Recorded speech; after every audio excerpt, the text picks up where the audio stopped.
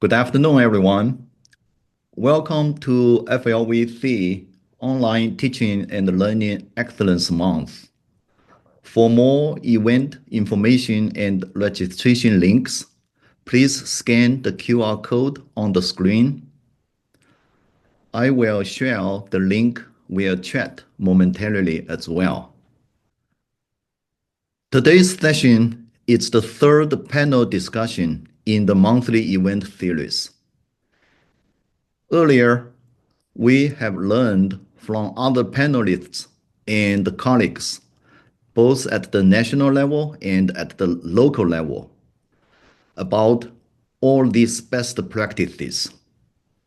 So with that, what innovative strategies, institutional initiatives, and emerging best practices that are making a measurable impact on bringing quality online teaching and learning to the next level?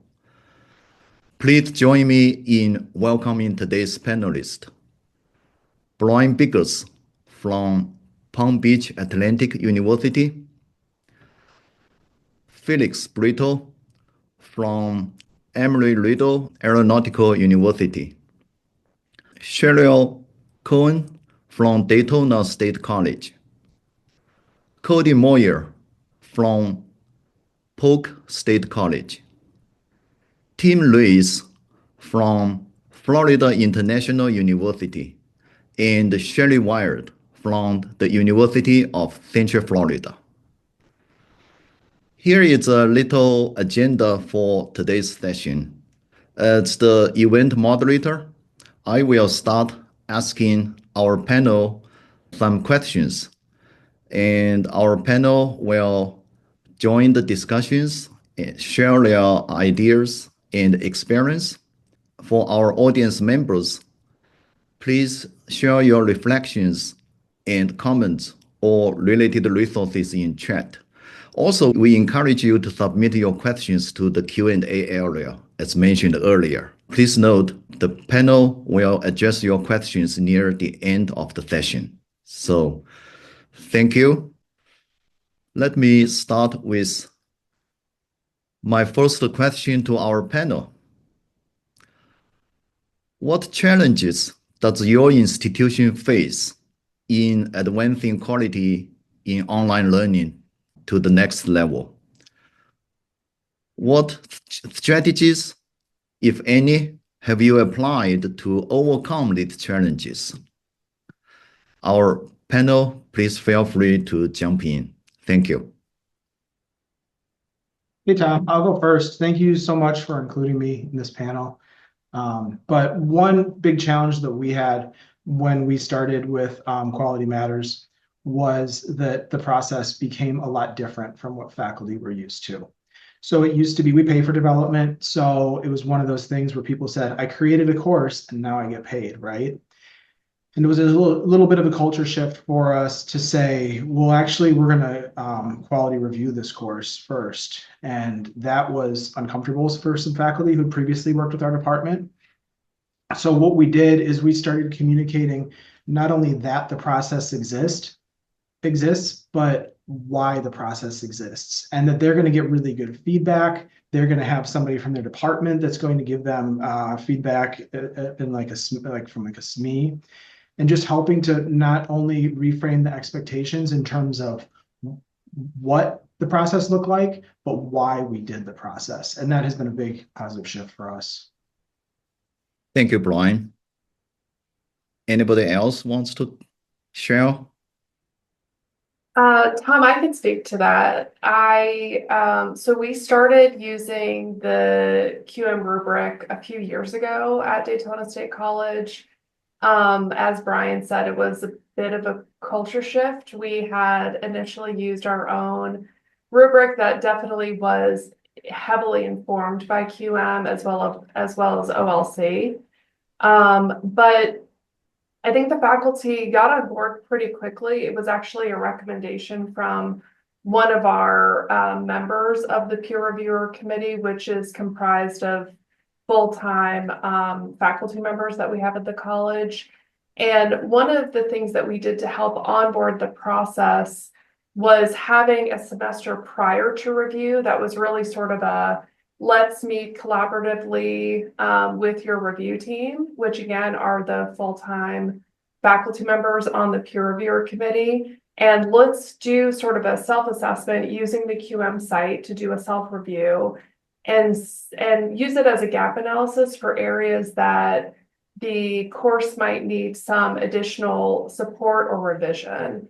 And that was helpful. It was very collaborative and a collegial process. And the faculty who was serving as a course representative was also able to, again, work in a collaborative way with the faculty serving as reviewers. Thank you, Shelly. I saw multiple hands being raised here, and Shelly, would you please share your thoughts? Yeah, thank you, Tom. You know, at UCF is a very large school, and when we've had our faculty development course, IDL 6543 for a long time. And so when I first started in 2016, the quality initiative was really just getting started. And so one of the things that I think has been really helpful, for us over time is that we have committed to incorporating quality inside our faculty development course. So that, faculty, as they move through, they become quality, they get their IDL certification, and then we don't want to just then spring quality on them. And so find that is also really has been helpful. Thank you, Shelly. Yeah, I also want to commend the wonderful Top Kit workshop that UCF is leading, and together with stakeholders and colleagues across the state of Florida. Thank you for your hard work. This is so helpful for our field of practice. Thank you. Okay, and Tom, thank can you. I just make a quick plug? I can put it in the chat too for the Top Kit website. So Top Kit workshop is important, but those resources and the content is available all the time. It's available online. So I'm going to go ahead and put that in the chat. Thank you, Shelly. Cody? Sure. Tom, one of the challenges that we foresee to advancing quality online education here at Polk State is some of the regulatory guidelines that are being, put in place. For example, right now we are working to identify a plan regarding the new accessibility standards for WCAG 2.1 because that's a massive undertaking now that it's applicable to our courses. And so, we're tying that to our quality online course rubric because we have accessibility provisioned in that rubric already. And so we're going to try and leverage that accessibility component to motivate more instructors to take their courses through our quality online course design process, which is currently an elective process, is not required, in order to get, that set as our minimum standard for quality in our distance learning courses. So that's one way we're trying to use a challenge to advance quality online learning here at Polk State. Thank you, Cody. Accessibility is always a very, very important factor that we need to put into consideration. The next one, I'd like to invite Felix to jump in. Felix, please. Thank you. Thanks, Tom, and good afternoon, everyone. Happy to be here. So our process is very similar to Cheryl's, really, in regards to sort of preparing courses internally to meet certain standards within the quality matters rubric, and then using them to be we use the internal quality review process to select courses that will go on to the external review and get the external validation quality matters brings to the online learning environment. When it comes to strategies, when we look back, we've been doing this for quite some time now, and back then, it didn't feel like it was a strategy, but looking back, it does. One of the things that has worked a lot for us to address the challenge of really the chasm between the knowledge base between faculty members and instructional designers when it comes to quality is once we started getting courses to be approved by Quality Matters, getting the validation, it became easier to sell it to our faculty members. And we've been doing this for 6 years now. So every time we get a new course that receives the Quality Matter certification, it's an easier sell. It becomes easier to sell that to the faculty members because they see what the course looks like, what standards it met, but also we offer the service that we can make that happen to the faculty members, of course, developers designing the courses with instructional designers. Thank you, Felix. Tim? Yes, hi. Thank you, Tom. Good afternoon, everybody.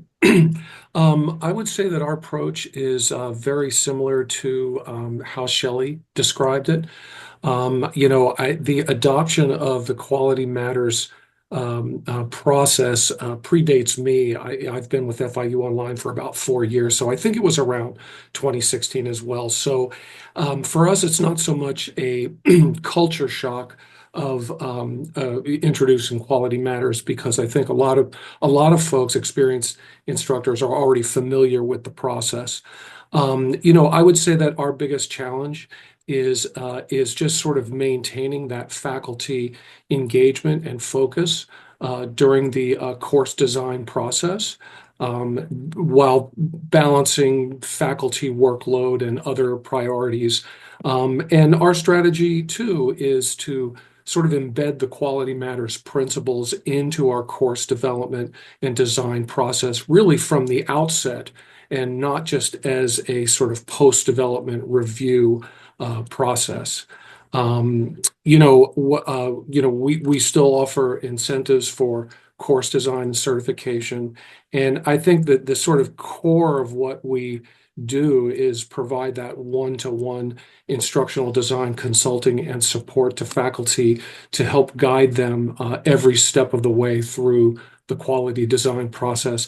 I would also add another challenge is also just helping faculty, not only faculty, but my team of IDs to keep up and evolve with developments in AI and moving those discussions beyond cheating and cheating detection and really towards using AI to enhance teaching and learning. Thank you, Tim.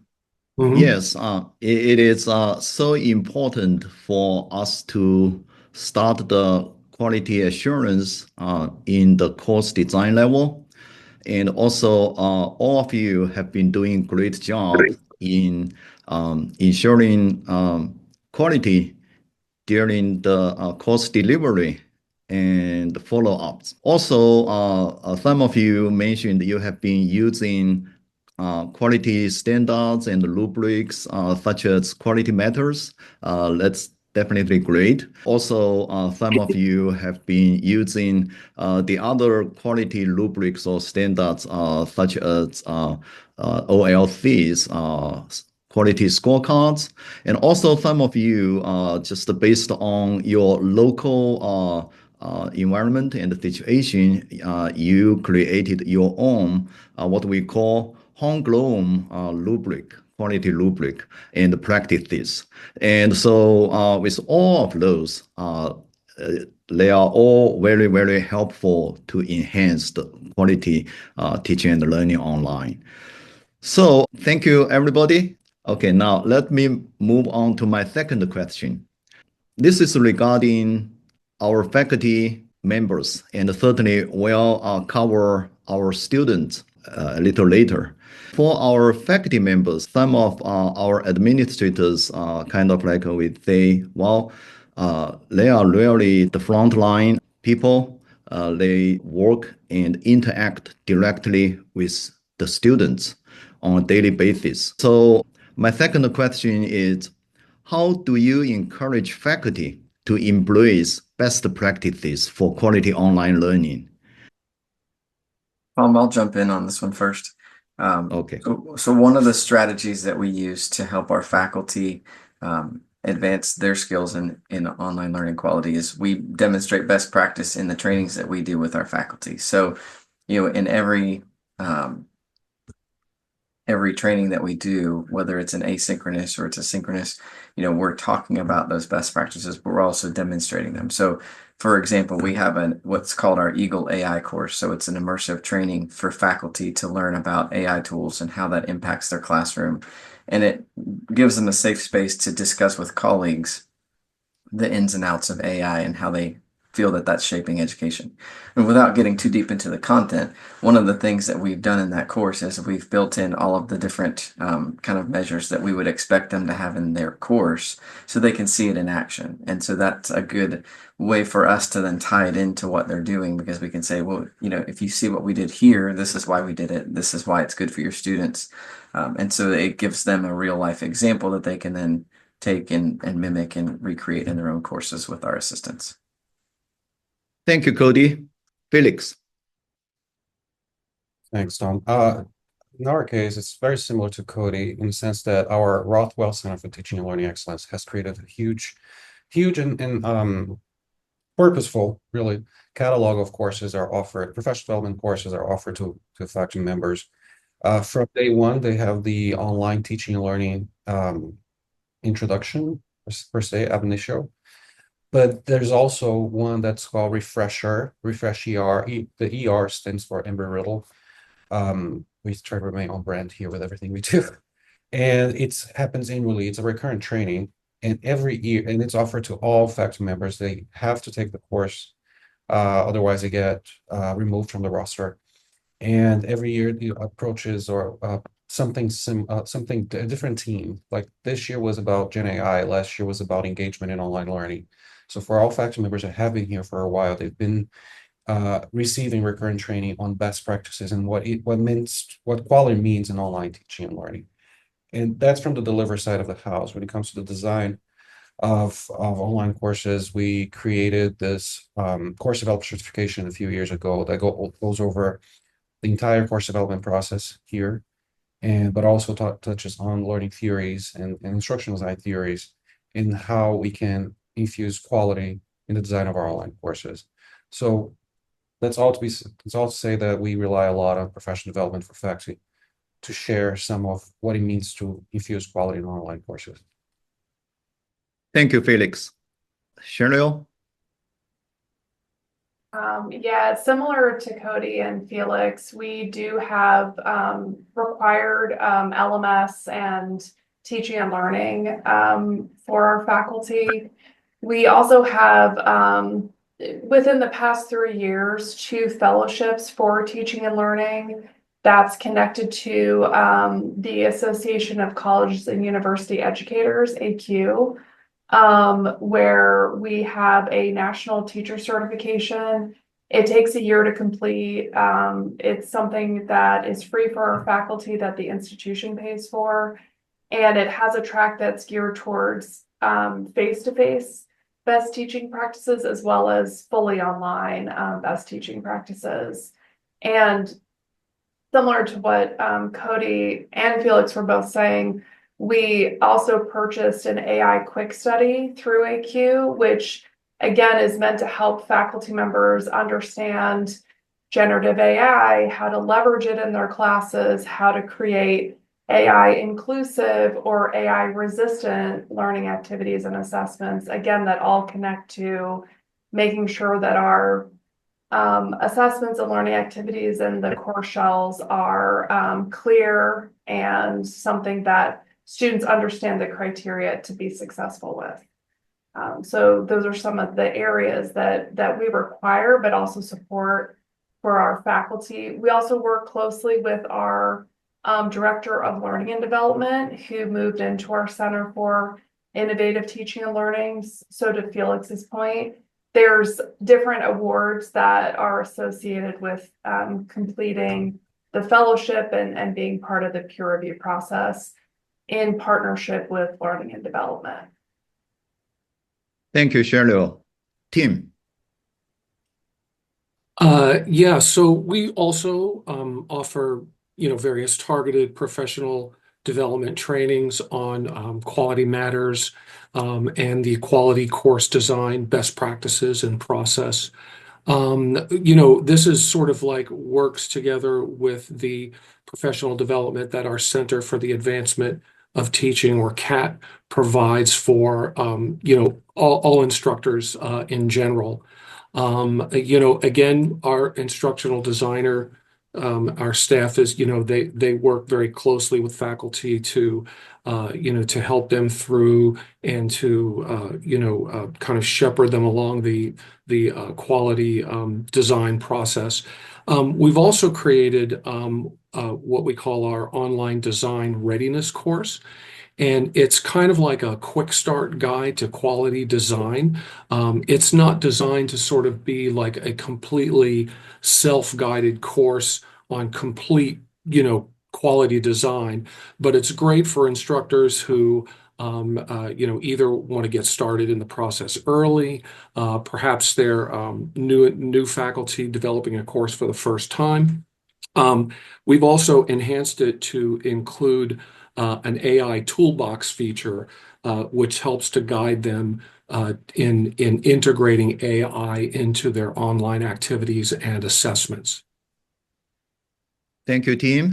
Bryan, please go ahead.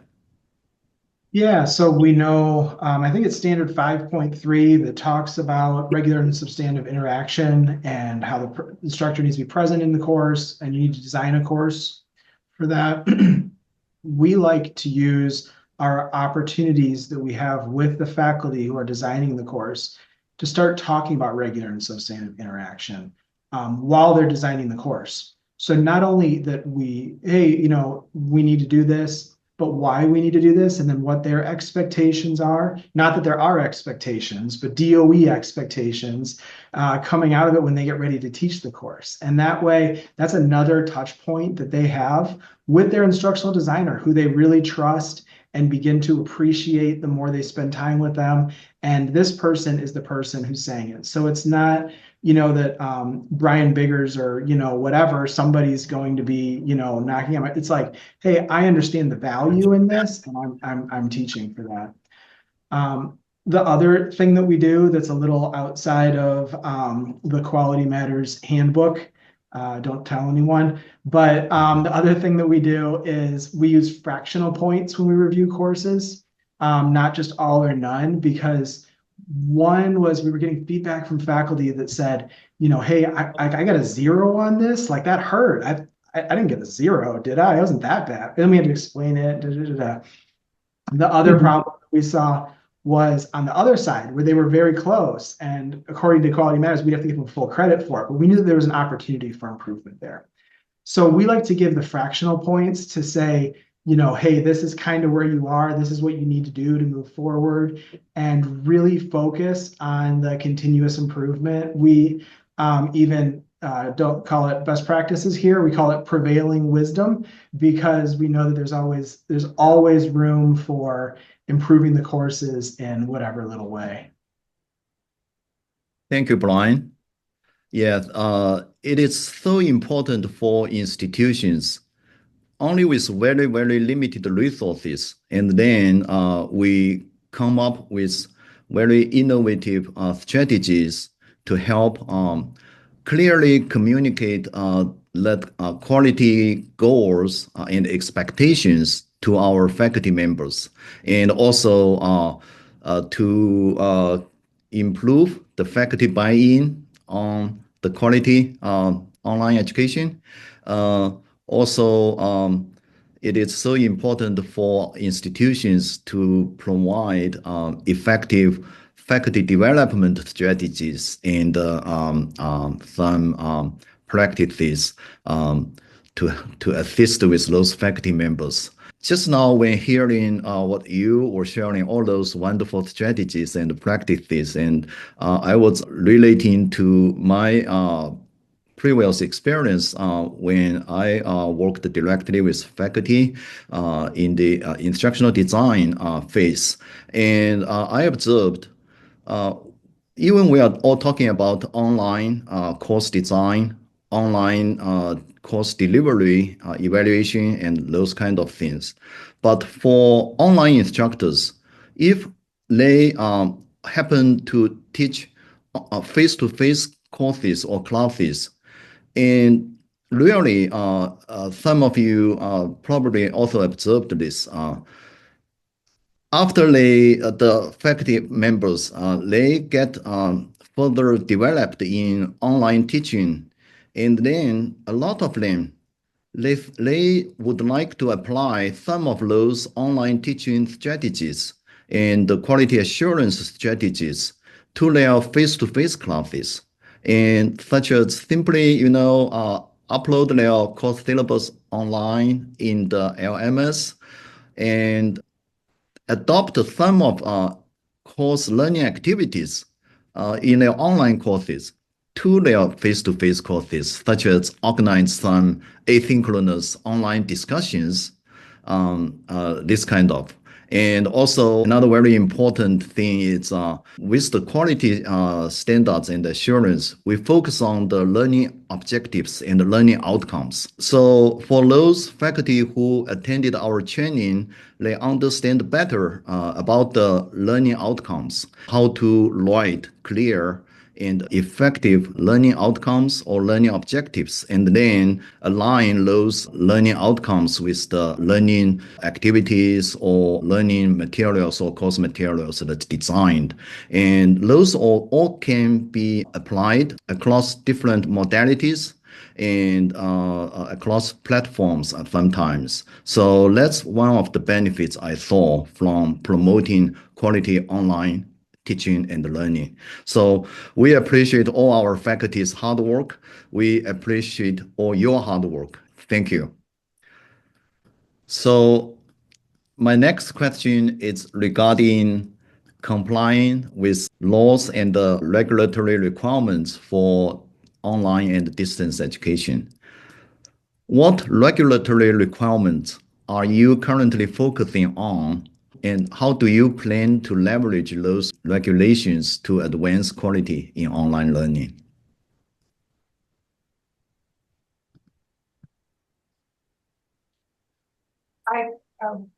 Sorry, Felix. Sure, go ahead. I can jump in real quick. I mean, we have mandatory LMS training that includes like regular and substantive interaction and universal design for learning and accessibility. So it's sort of built into a lot of our LMS requirements. Thank you, Cheryl. Felix. Very similar to Cheryl. The course development certification that we created for faculty members who are assigned to work as subject matter experts and course developers. We do also provide some foundation information about, well, up until maybe 3 years ago was copyright.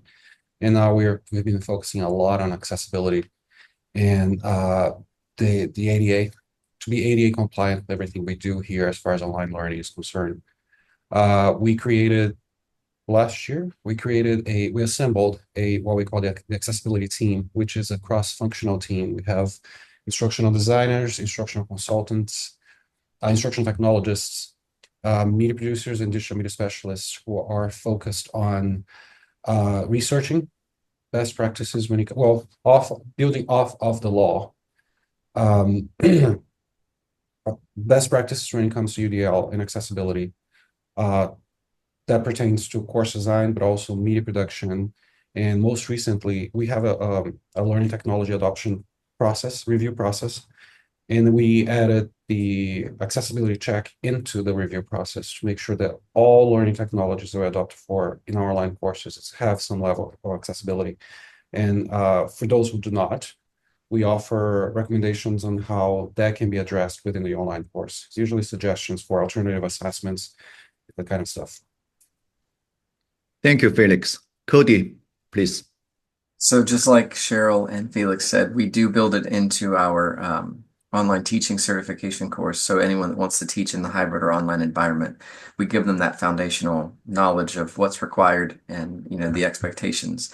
But one thing that we're doing that is maybe unique and it may help others is with the new requirements in the state of Florida for syllabi and posting them publicly, we adopted a product called Simple Syllabus here at Polk State.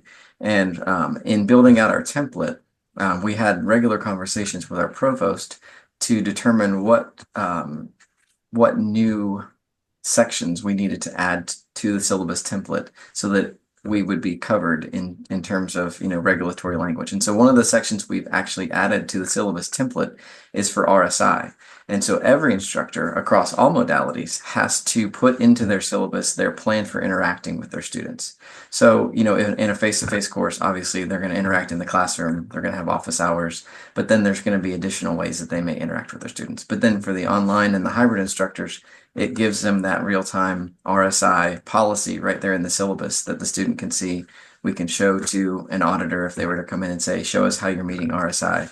And so it was a really easy decision to put that in there, but it had a foundational impact. And so we're excited about that. Thank you, Cody. Cheryl, go ahead. Yeah, I want to talk about this again, Tom. Just real quick, that this is the thing that causes the peer reviewers the most anxiety, I would say, like specifically looking for RSI built within the course shell, but also making sure that things are accessible from like ADA compliance. So we really try to navigate that with a heavy supportive hand from the instructional designers, because the peer reviewers really communicated that they wanted more help making sure that they were going through correctly those standard 8 in the QM rubric to make sure that they were fully reviewing accessibility of the course. Thank you, Cheryl. Do we have more comments or reflections to share on this question? That's great. I'm looking at the time and we still have a few more questions here. I want to ask the panel. We have all shared some very, very important strategies and initiatives. And this question comes to the central focus of what we are doing. This is regarding our students. So how does your institution prepare students for online learning, encouraging a proactive approach for student achievement? What student success metrics, if any, can you share in regard to online learning?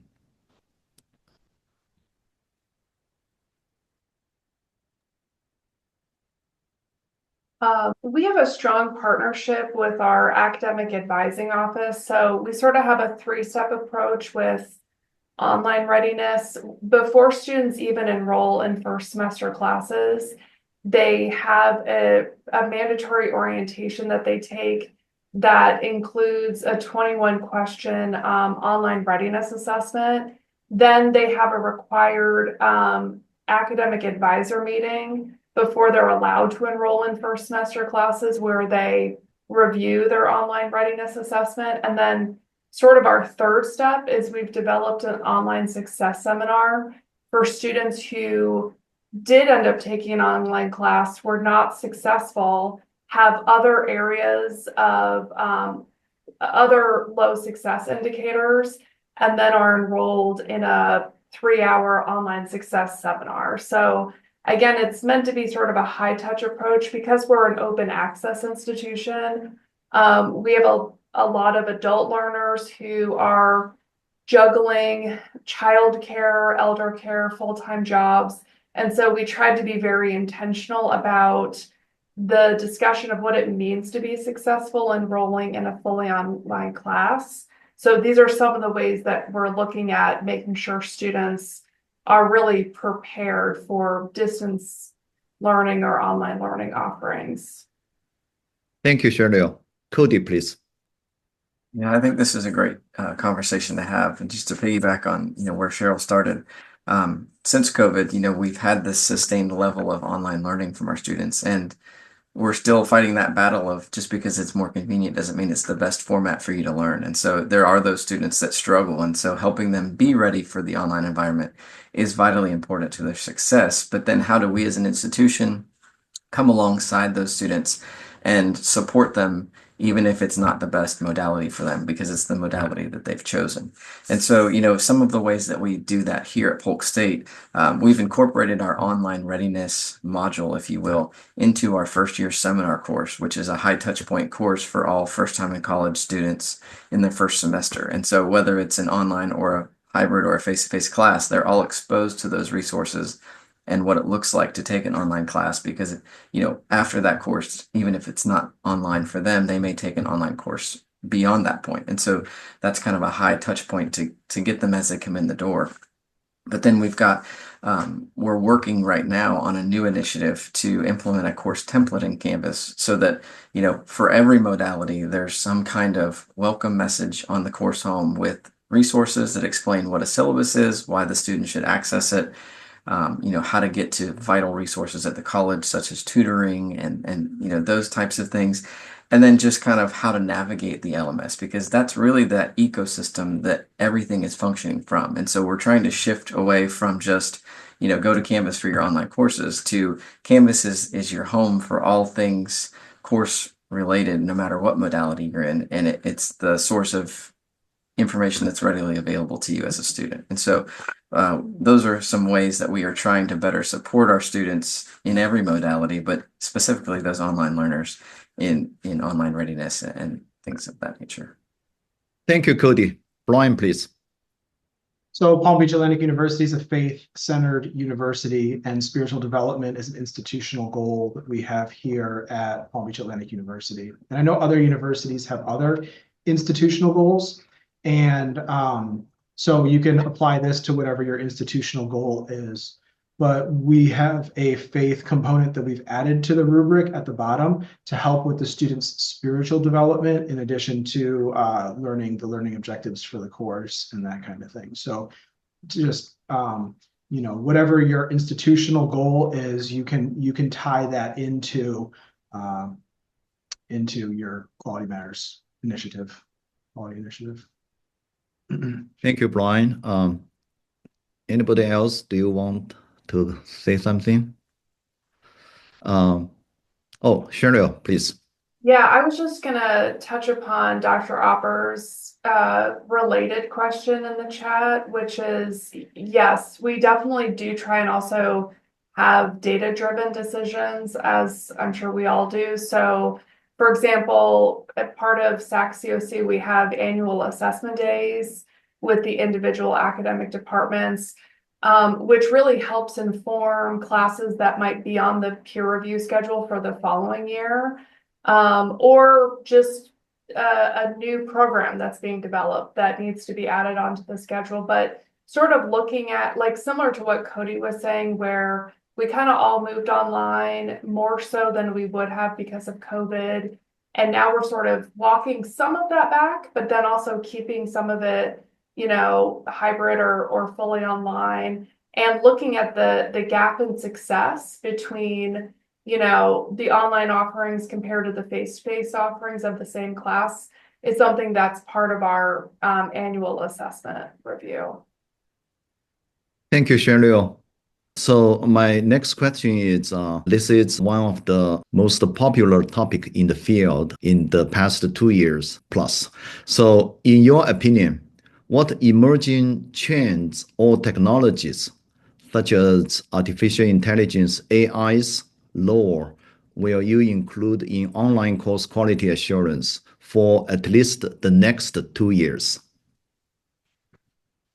Good question. So we're talking about quality assurance, not development in this question, right? So I think that first, I'd be wary of a quality assurance AI bot, because I'd worry about it stifling creativity, innovation,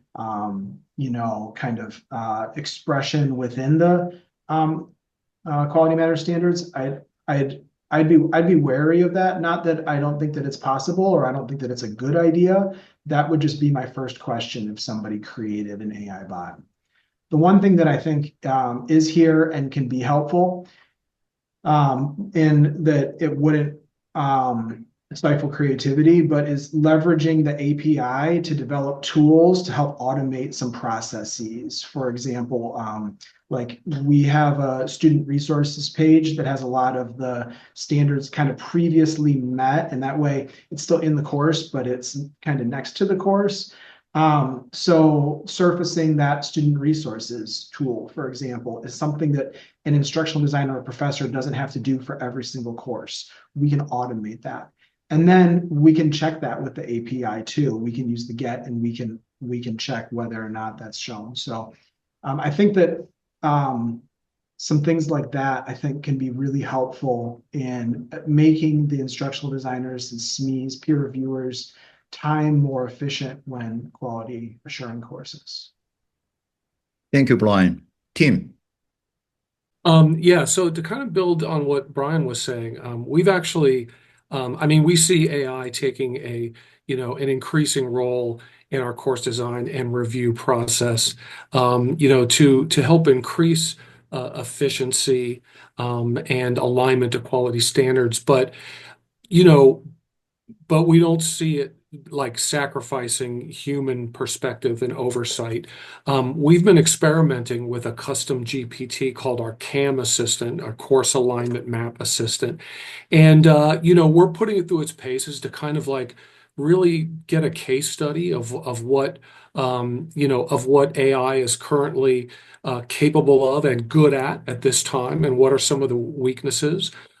We've had some success with it, in helping sort of analyze courses and to make suggestions on how to address, gaps in either alignment or, or missing components.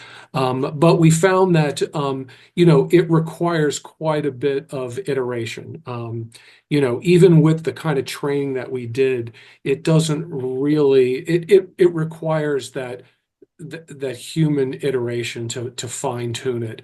And I don't think that will ever go away. I think these tools can help us in creating some efficiencies, but it's important to keep that human touch, not just to meet quality standards, but in basically making courses to be really interactive and to keep the human touch component in the course.